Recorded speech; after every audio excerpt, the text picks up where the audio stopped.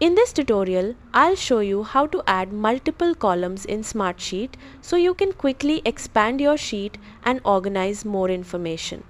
Start by opening your sheet and locating the column where you want the new columns to appear.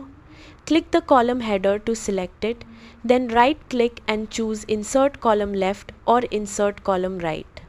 When the new column window appears, enter a name for your column and select the appropriate column type such as text, number, date, drop-down list or contact list.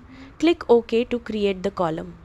To add multiple columns, simply repeat this process for each additional column you need.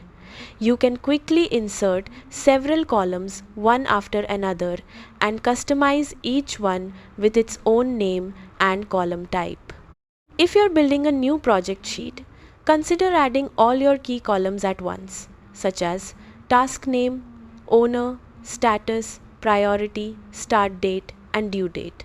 This makes your sheet easier to organize from the beginning. You can also rearrange columns at any time by clicking and dragging a column header to a new position. This helps keep related information grouped together and improves the overall layout of your sheet.